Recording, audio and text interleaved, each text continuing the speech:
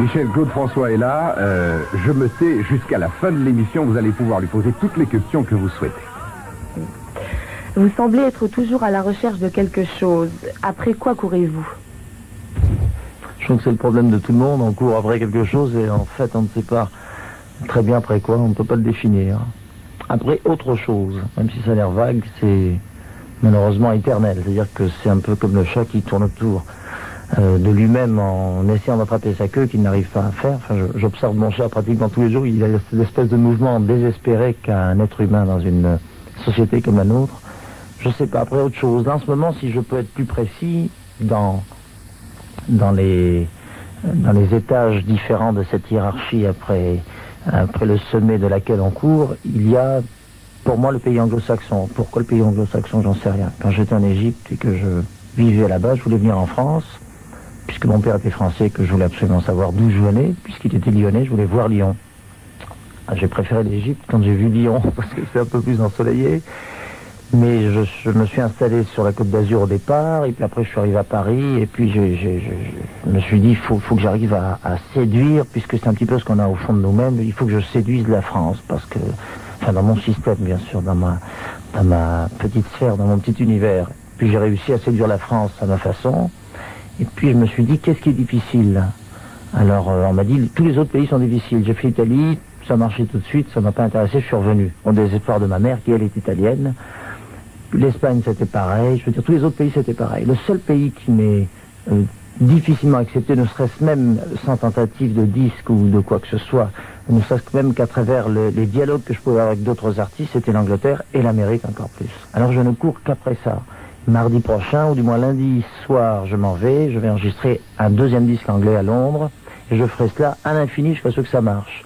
Puis si, non disons quand, parce qu'un artiste doit être persuadé pour essayer de persuader les autres, quand j'aurai pris l'Angleterre, j'essaierai de prendre, toujours ma façon, l'Amérique, et puis après, je ne sais pas ce après quoi je courrai, peut-être la Chine, qui sait. Bon. Vous avez extraordinairement réussi. Vous semblez tout avoir, et pourtant, y a-t-il quelque chose que vous n'avez pas pu obtenir avec votre succès et votre argent? D'autres donc, hein. D'autres que... Non, j'avoue que c'était une consolation dans l'extrémisme de mon caractère et de mes goûts.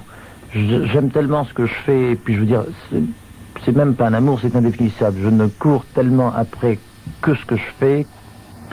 Je veux dire que tout le reste m'importe peu, même si je n'ai pas autre chose, ça m'est absolument égal. J'ai pas de quoi vivre familialement, j'arrive pas à voir mes enfants, ils vivent ailleurs, et je vis ailleurs aussi du fait même. Je ne vois pas mes parents, je ne vois pas les amis, j'ai pas le temps de dormir, j'ai pas le temps de faire des tas de choses, j'ai pas le temps de faire de lèche-vitrine, je n'ai pas le pouvoir non plus de pouvoir sortir dans la rue et me balader, etc. Je veux dire, j'ai tout ça qui, effectivement, me fait défaut. Je m'en aperçois uniquement quand je suis à l'étranger et qu'on ne me connaît pas ou qu'on ne me connaît que assez peu pour que je puisse me balader. À ce moment-là, je dis, ah, c'est quand même agréable d'avoir tel et tel point, tel et tel point. Et quand je replonge dans la grisaille de mes réalités, je me dis que finalement, ça ne me manque pas tellement. En fait, rien ne me manque et tout me manque en même temps. Je voudrais vous poser une question qui, moi, m'intéresse beaucoup. Chaque bonheur, chaque drame que vit Claude François, est-ce que vous les vivez aussi? Est-ce que vous pleurez quand il pleure et est-ce que vous riez, vous êtes heureuse quand il est heureux? Oui, c'est sûr. Lorsque j'ai appris qu'il avait eu une explosion à Londres, je ne vivais plus, j'étais malade, je me demandais si c'était grave ou c'était peu important et je ne vivais pas, j'étais très énervée évidemment. Quand on a eu des accidents de voiture, quand on s'est écroulé sur scène, quand une bombe a éclaté à quelques mètres de vous, Claude François, est-ce que l'on pense à la mort? C'est fou, j'ai pensé à la mort au départ quand je n'avais pas eu grand-chose dans ce sens-là. Et au fur et à mesure que j'ai eu des accidents, je me suis dit, bon sang, je passe toujours à côté.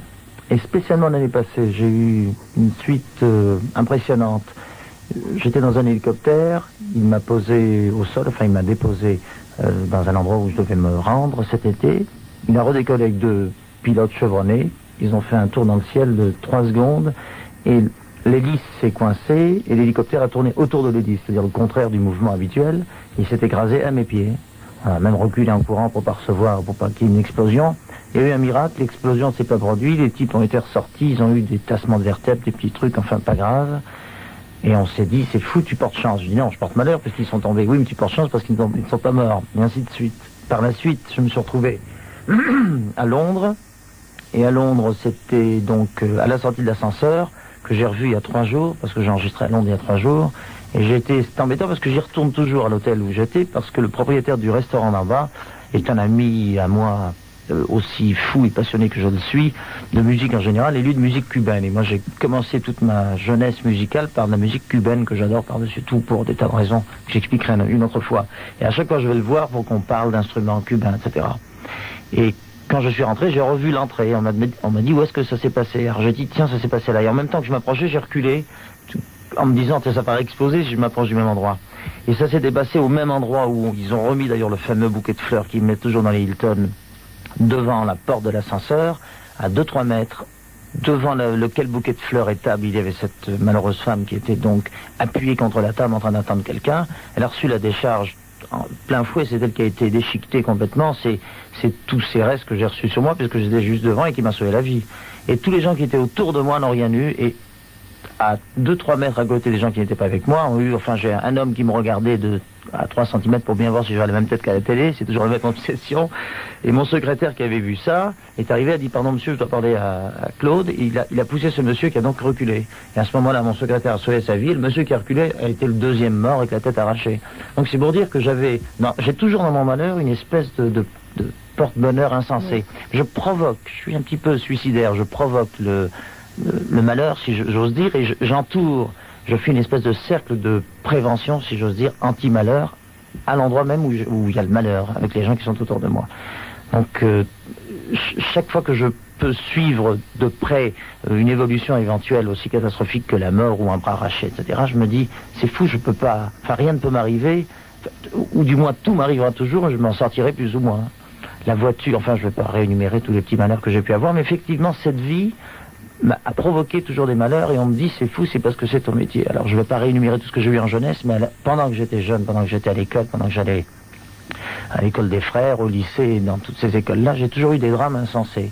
J'ai eu un truc qui a été assez grave, mais que je n'ai jamais dit, mais puisque j'y suis, je vais le révéler, qui est un petit détail qui a failli me laisser donc d'abord peut-être pas très normal, ou alors peut-être que c'est finalement ce qu'il m'en reste qui m'a rendu assez anormal et qui me rend tel que je suis. J'avais une spécialité à la plage, je plongeais, je m'accrochais à un rocher au fond, j'attendais que toute la mousse disparaisse et je ressurgissais pour effrayer les gens, pour rigoler. Et un jour j'ai fait ça, puis j'ai vu des jambes qui bougeaient en haut, je me suis dit tiens, je vais l'effrayer, ça doit être une fille. Je suis ressorti très fort pour faire peur. Et en même temps que je ressortais, un officier anglais qui plongeait, lui, au même endroit, est arrivé, il avait plongé de 5-6 mètres de hauteur, il est arrivé tête contre tête.